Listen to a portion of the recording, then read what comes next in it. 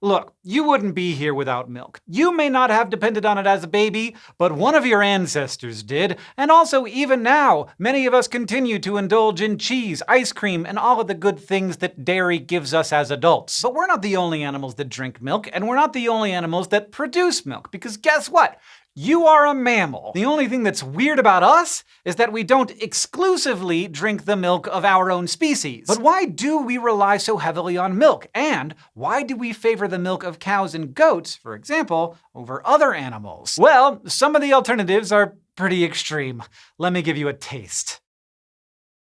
If you've had a cup of coffee with cream lately, or maybe cereal with milk, you've come to the right place. Because while you may not have thought of it then, milk is weird. Well, the liquid itself isn't that weird. It's super useful, but the way we use it, that's weird. I mean, milk is for babies. That's why it was made. Plenty of adult humans, though, drink it anyway, like myself. And the milk we drink mostly comes from cows, but there are lots of other options out there, including the fattiest and skimmest milks known. You just probably wouldn't want to drink them. Milk is produced by modified sweat glands in mammals called mammary glands, and it's used to give baby animals the nutrients they need before they can digest other food. All mammals produce milk. It's where we get the name Mammalia, and it's one of the 3 defining features of mammals, along with hair and 3 middle ear bones. Humans, being mammals, also make and drink milk. But we have done something no other animal has. We've taken this nutrient-rich baby food and, through genetic mutation, turned it into a digestible dietary staple for humans of all ages. But most people don't continue to drink human milk throughout their lives. If they did, it would mean a human would have had to sacrifice the calories necessary to make the milk, which would have totally defeated the purpose back when we were starting to use it as an extra source of nutrients. So instead, we drink the milk of other animals. People around the world drink milk and make other food products from animals like yak, reindeer, water buffalo, elk, and horses. In the US and Europe, dairy consumption is mostly limited to the mammary secretions of sheep, goats, and cows, but really mostly cows. Why? Well, first, picture a cow. They're big and they're pretty nice. Over generations of selective breeding, we've created creatures who can give between 6 and 7 gallons of milk a day, and they're domesticated enough to just line up to do it. Goats and sheep, while they've also been bred to produce more milk and be more willing to do so, can only produce about a gallon of milk a day. By economics alone, cows are the better milk producers. But it's also a matter of taste. Cow's milk has a fat content similar to human milk, about 3.5% versus a human's 4.5%, which makes it familiar, at least if you want to drink whole milk. By comparison, the water buffalo, which produces the milk that gives the world buffalo mozzarella, has a fat content of almost 7%. Great for cheese, but maybe not the best for drinking. These animal milks all have different fat content because it depends on the animal's environment and the way that they nurse. If you're looking for the very fattiest known milk, you'll have to find a hooded seal. Their milk is about 60% fat. That's because hooded seal pups are born on floating sea ice in the North Atlantic and Arctic oceans. The harsh temperatures and the instability of the environment mean that the pups have to put on a lot of fat really fast. They only nurse for about 4 days, but almost double their weight in that time. By comparison, heavy cream is usually around 36% fat. Even if you wanted to hang out in the freezing, icy ocean, drinking this stuff would be like trying to drink really fatty peanut butter. At the opposite extreme, the skimmest known milk comes from the black rhinoceros, with a fat content of around 0.2%. The watery milk probably has to do with their long nursing period. Black rhino moms nurse their young for almost 2 years, and pouring a ton of fat into their milk for that long would use up a lot of resources. But if you wanted to try some out, you might have some trouble tracking it down. For one thing, black rhinos are critically endangered, so it would be tough to find one in the first place. And even if you did find one, it's still a rhinoceros. Have you seen one of those things? About 1/3 of the females and half of the males die from fights with other animals. Unless you're a baby rhinoceros, a nursing rhino mom is probably not gonna let you walk up and take a swig. Now, before we sign off, I want to clear up one milky myth that gets repeated a lot. Hippopotamuses are mammals, and they make milk. You may have heard that it is pink, but it is not. Hippo milk is whitish, just like all other milk. This misconception probably comes from the fact that hippos do secrete a super useful mucus on their skin that helps protect against UV rays and works as an antibiotic, and the mucus is a reddish color. But it is not milk. Though again, you probably wouldn't want to go up to a hippo and check. But okay, knowing that there's so many other animals that make milk, and even knowing that some of it isn't exactly appetizing, I still want to know, does it all taste the same? If I had to pick one to try, I probably would try polar bear milk, just so that I could have the story, but alas, I will probably never get the chance to taste polar bear milk, so we will have to settle for Stefan's explanation of what it would taste like if we could drink it. Science is all about asking important questions, like what does polar bear milk taste like? And the best way to find that out is to taste it. So that's exactly what polar bear scientist Andrew DeRocher did. Turns out it's got a creamy texture, and it's a bit chalky, salty, and even fishy. And that reveals a lot about its composition, which gives researchers like DeRocher insights into the lives of polar bears. Milk production is one of the defining features of mammals. That means all mammals, from platypuses to humans, make some variety of the stuff. Each species' milk is tuned to the unique needs of their babies, so the composition and the resulting taste can tell us a lot about that species. Of course, getting milk from a mother polar bear is no easy task, but intrepid researchers like DeRocher have actually collected samples and even tried them, just for good measure. Polar bear milk is pretty fishy tasting because it has a lot of fishy smelling oils, which come from the seal blubber mom is eating. And it's also salty or chalky because it has a lot of minerals in it, including sodium. Saltiness is a common feature of marine mammal milks because sodium binds with other chemical compounds to help the cub absorb the fat and fat-soluble vitamins in the milk. And boy, is there a lot of fat. That's why it's so creamy. Analyses show that when the cubs are young, fat makes up about 40% of the mama bear's milk, while another 11% is protein. Those hefty levels of fat and protein allow the cubs to drink relatively small amounts per day. A 50-kilogram, 8-month-old cub only downs about 470 grams a day. When our babies are that age, they're only about 9 kilograms, yet they'll drink around 750 grams a day. But human milk is much less rich. It has only a 1/10 of the fat of polar bear milk and a 1/6 of the protein. So it's much less creamy, but it's a lot sweeter because it contains about 7 times as much lactose or milk sugar, which helps nurture the right intestinal microbes and boost the baby's immune system. While human milk isn't quite as fatty as polar bear milk, it is fattier than cow's milk. That's because both human babies and polar bear cubs are born underdeveloped and helpless, or altricial, so they need a certain amount of fat and nutrients to finish their development outside the womb. The quicker that happens for the bears, the better, because that means less time when the young are vulnerable to predators or rivals. Our species has family groups and tools to keep the baby safe.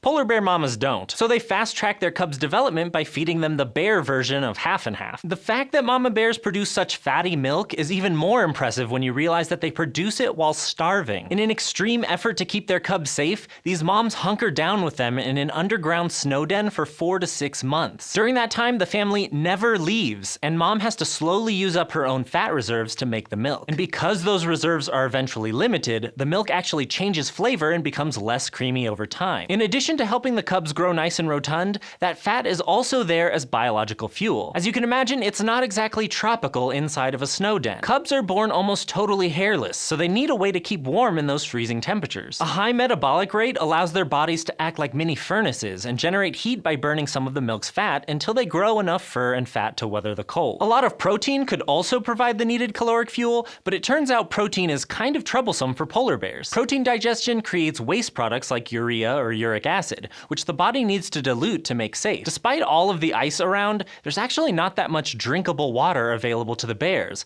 so if they eat too much protein, they can poison themselves. That's why if you look really closely at a nature documentary, you'll see that polar bears munching on seals aren't actually eating that much of the meat. They're going for the blubber because it contains a lot of fat and fluid. Polar bear milk is also a little more sour at first because it contains more nutrients, immune cells, and antibodies, which kickstart the newborn's immune system. And it contains a pretty hefty dose of vitamin D, which helps those little bear bodies absorb the calcium from the milk and grow strong bones. And that's important because polar bear cubs grow really fast, so their bones need to be able to support all that new weight. Vitamin D is sometimes called the sunshine vitamin because we can boost synthesis of it by just going out into the sun.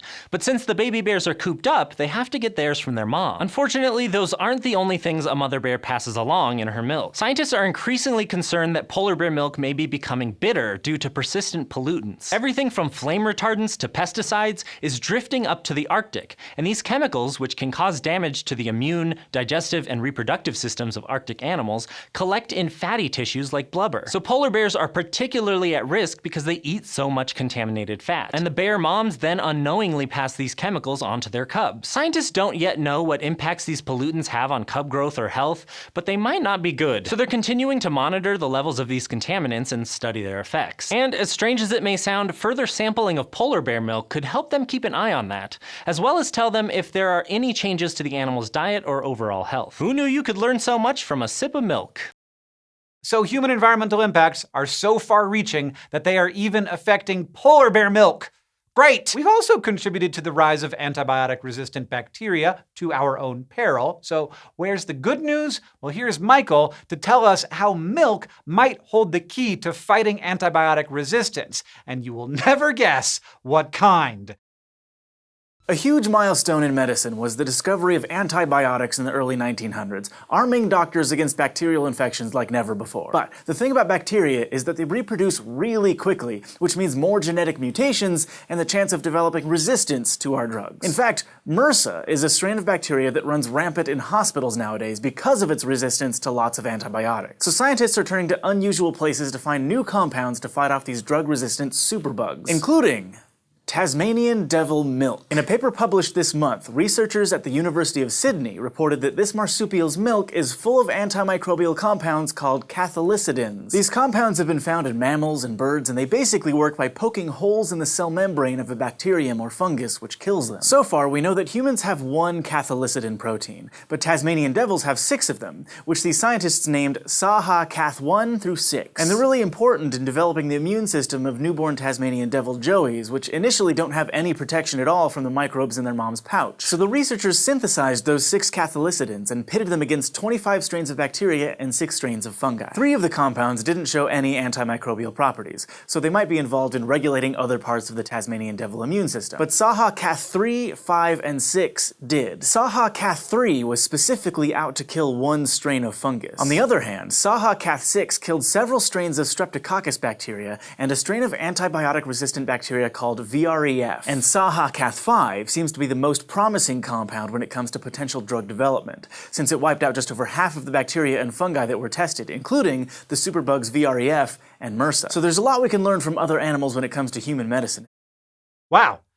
See? Milk is great. I don't know about you, but I'm really looking forward to this bacteria-busting technology hitting the mainstream. But if we're being honest, for all the great stuff that milk does for us, we were never supposed to drink this much of it. And some of us only persist in our dairy delight because we are actually mutants.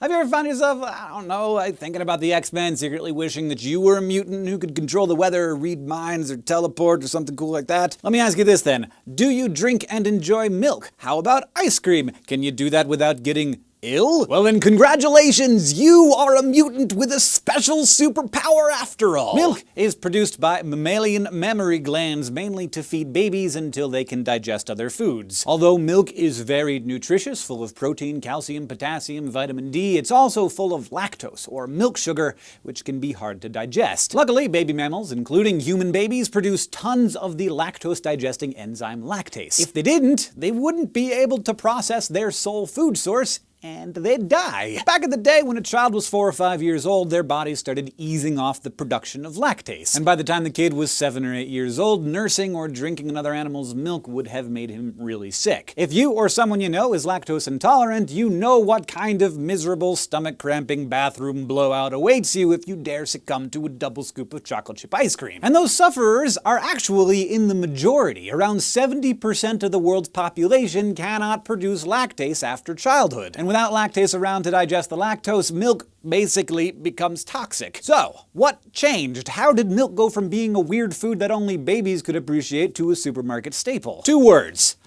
Mutant farmers. Humans started to domesticate animals around 11,000 years ago in the Middle East, and traces of milk fat have been discovered on artifacts in the Fertile Crescent going back about 8,500 years ago, and into Central Europe around 7,000 years ago. The chemistry of these traces suggested that Neolithic herders had discovered a neat new way to reduce the concentrations of lactose in milk by fermenting it, turning it into cheese and yogurt. But that only got them so far. They still could not drink the actual milk, be it goat or cow or whatever. forever. And then everything changed when a unique genetic mutation popped up. It's known as the lactase persistence trait, carried by what's called the LP allele, and scientists think it first appeared about 7,500 years ago in Central Europe. That one little gene variant allowed its bearers to continue producing lactase into adulthood. It probably spread as those Neolithic groups trekked north and west through Europe. The allele did particularly well in the north, probably for several reasons. For one thing, dairy products store well in colder climates, and they're extremely handy in places where food may have been harder to come by or grow. And it may even be that milk's high concentrations of vitamin D provided a health advantage in areas with little winter sun,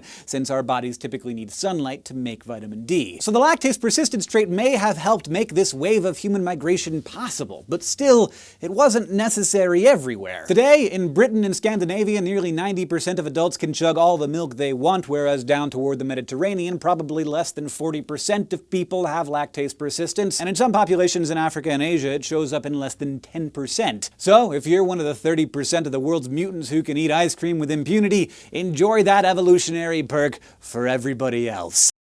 Well, so we're mutants, but we are also mammals. Like, we do have some justification for enjoying milk. At least we're not creepy, crawly, horrible, little... I mean, what gives cockroaches the right? Just, Olivia, do you take it from here? You, me, dogs, cats, horses, guinea pigs, we're all mammals. All part of one big, happy, milk-producing family. Other animals generally don't share the ability to feed their young with a substance secreted from their own bodies. But there are a few exceptions, like the Pacific beetle cockroach. Yes, I said cockroach. Now, let me start by clarifying that I'm talking about a milk-producing insect, not a milk substitute made from insects, which does exist, but is a whole other unrelated thing. And I should also note that this stuff is not exactly milk, at least not by the standards of the dairy industry, since the roaches don't have mammary glands. Plus, their babies don't nurse after birth the way mammalian babies do. So you can't just, squeeze them to collect a tube of milk. But these insects do produce a special food for their young, and that's how they're able to avoid doing something that most other insects do, laying eggs. Eggs can't exactly run from all of the predators that might make a fine meal of them. So young insects that can move around the moment they leave their mother have a bit of a leg up in life, or 6 of them to be exact. And the Pacific beetle cockroach is the only known viviparous cockroach, which means that females give birth to live babies. They actually have a uterus of sorts called a brood sac, and it's while a female is incubating her babies in the sac that she produces a milk-like substance for her embryos to ingest. This, quote, milk is a complete source of nutrition for the young cockroaches. It's almost 46% protein, including all of the essential amino acids, and about 25% carbs. And it's a whopping 6 to 22% fat, which includes omega-3s and other healthy fats. Plus, it's got vitamins and minerals. So basically, it's got a lot of everything, which is why it has 3 times as many calories per gram as buffalo milk. And some researchers say it's among the world's most nutritious substances. And that gives the soon-to-be cockroach babies an evolutionary advantage. During gestation, Pacific beetle cockroach babies undergo a 50-fold increase in dry mass from the time they arrive in the brood sac as fertilized eggs to the moment they leave their mother's body. That's so big that at birth, the brood, which typically numbers around 12 nymphs, can be 1.5 times the weight of their mother. And this whole process from embryo to nymph happens 3 times faster than in other cockroach species. And they keep growing fast too. Males can reach adulthood after just 3 or 4 molts. By contrast, German cockroaches molt 6 times before reaching adulthood. And since the bugs are very vulnerable during and just after the molting process, fewer molts means they spend less of their lives in this exposed state. In fact, this milk is considered so nutritious that,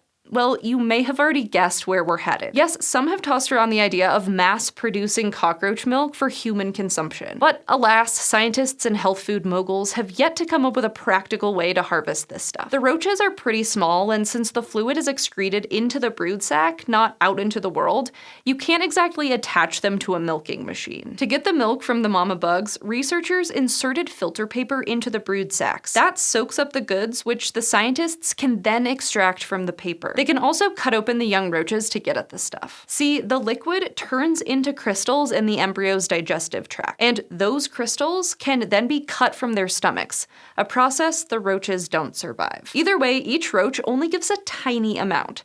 Experts estimate it'd take upward of 1,000 cockroaches to get 100 grams of milk. That means you'd have to milk, and probably kill, countless roaches to produce an actual bottle of the stuff, let alone enough bottles to sell to the masses. Also, we don't actually know if it's safe to consume in any quantity, so you won't see it on store shelves anytime soon. Researchers may one day be able to synthesize cockroach milk, though. Still, even if that happens, the milk is more likely to have medical applications than it is to end up as a substitute coffee creamer, which is fine, because we can always drink that milk that's made from insects instead. It seems that for many animals, milk promotes growth in babies, even if they are not mammals. It may taste different or be delivered differently depending on your needs as an organism, but in the end, it's an investment in a species' next generation. Thanks for watching this episode of SciShow. If you'd like to keep learning more, you might like our video about just why babies are so great. Check it out, and we will see you next time.